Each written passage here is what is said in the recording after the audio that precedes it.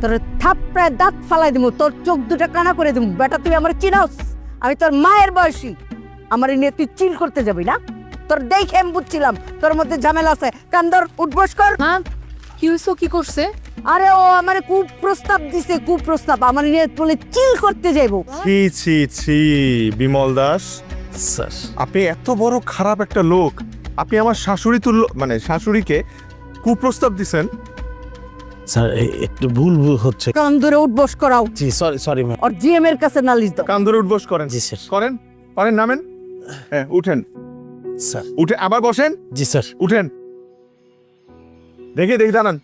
মা একটু দেখেন তো, একটু তাকায় চেহারাটার দিকে। দেখতে কিন্তু সুইট আছে, একটু শ্যামলা, কিন্তু হাসি দেন। হাসি হাসি, এই যে হ্যাঁ আরো বড় হাসি।